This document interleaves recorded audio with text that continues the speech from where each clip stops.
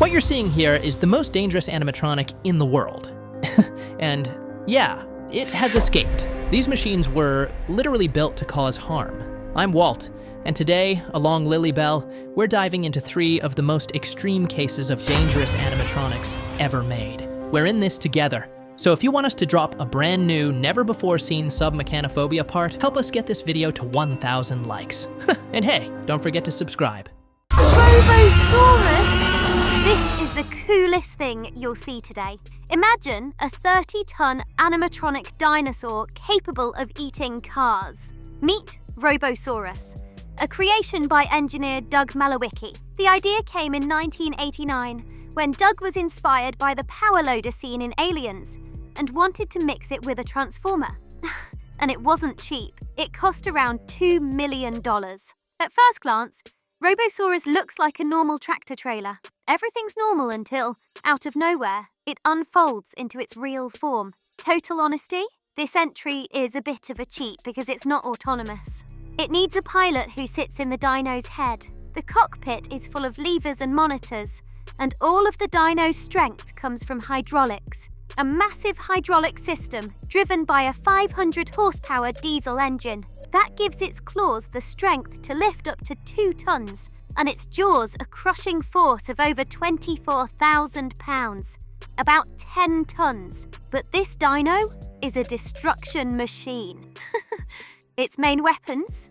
Steel claws, crushing jaws, and of course, liquid propane flamethrowers in its nostrils, capable of shooting fire several meters. The Robosaurus show is primitive but effective. After that awesome transformation, it approaches its prey, usually a sedan, grabs it with its claw, tears it apart, and breathes fire from its nostrils. This mechatronic creature has become a pop culture icon, with cameos in various shows, even The Simpsons. If you gave this machine artificial intelligence, imagine how dangerous it could be.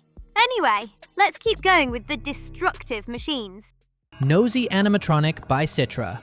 Okay, before we start, drop a duck emoji so we know who to protect from Nosy, yeah? Trust me, you're gonna need it. So, a few months ago, out of nowhere, this creator pops up. Benjamin Pocherek goes by Citra online. At first, it's just cool little sketches, right? Some Five Nights at Freddy's vibes here and there, maybe a little Walton Files energy, pretty normal. But then, something shifts. Around mid-2025, Citra goes full mad scientist and launches a new project, Project Nosy. He starts dropping these super eerie devlogs, calls them progress reports. And okay, this new William Afton dude, he's cooking up something seriously dangerous. Nosy is 10 feet tall. Yeah, 10 feet. Silent mobility, 32 miles per hour, fireproof, waterproof, bulletproof. Y'all, what even is that? The whole point? Citra says he wants to give it a brain, like actual advanced AI. Not just follow this script, he wants it to learn, make choices, act on its own. Totally safe, not scary at all. Its entire purpose is to be the first fully independent animatronic. Not just a machine, but an artificial life form. One with, unpredictable intentions. So yeah, maybe go ahead and drop that duck emoji, just in case. That's what made the internet start freaking out, mostly because that creepy design kinda gives off serious Walton Files Bond vibes. People were like, we clearly didn't learn anything from FNAF, and started calling Citra the new William Afton. And Citra, he didn't deny it. If anything, he leaned into the rumors. But the real chaos started with Progress Report 67. Everything looked normal. Then suddenly, Nosy has escaped. Yeah, we're doomed. But don't worry, really, for 2 big reasons. First, Lily and I, this isn't our first animatronic rodeo. We've dealt with way worse stuff back in the 70s.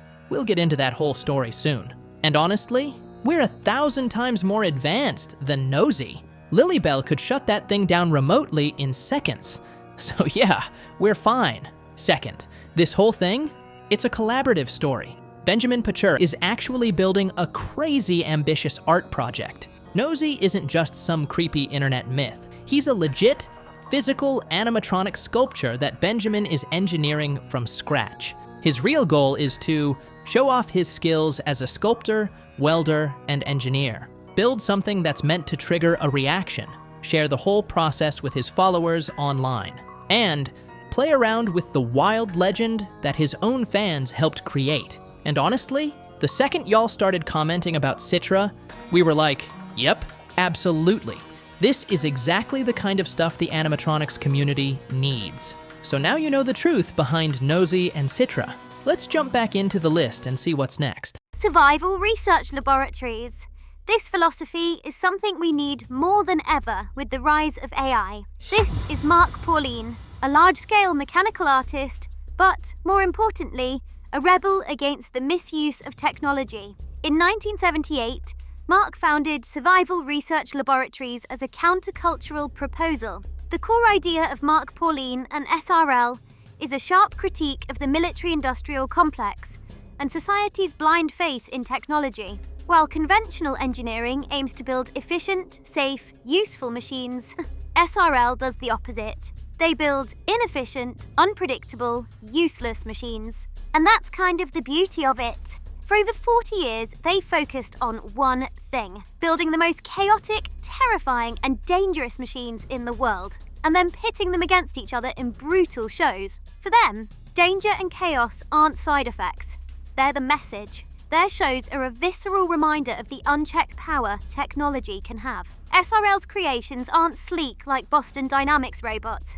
Nah, they're grotesque beasts, assembled from industrial scrap, farm machinery parts, and military surplus. They run on hydraulic and pneumatic systems, giving them terrifying force and speed. Flamethrowers, cannons, claws, saws, they don't mess around. Some of their most iconic monsters? The spine robot, a twitching, convulsing torso powered by pneumatic muscles. The inchworm. This segmented steel creature crawls with flamethrowers. And Mr. Hell, a skeletal showman literally wrapped in fire. The danger? Totally real. These machines are unpredictable by design. Mark Pauline himself lost fingers to one of his rockets. Brutal proof of their risks. The tension the audience feels? It's real. These aren't props, they're beasts. Without SRL, we probably wouldn't even have BattleBots or Robot Wars. They started the idea of robot combat as a spectacle. And like I said earlier, today, more than ever, we need to reflect. We really don't know what we're playing with. And with that, we finish our countdown. Subscribe and, as tradition, if you made it to the end, comment real ones so we can give you your proper shout out. You real ones are what make this channel so special.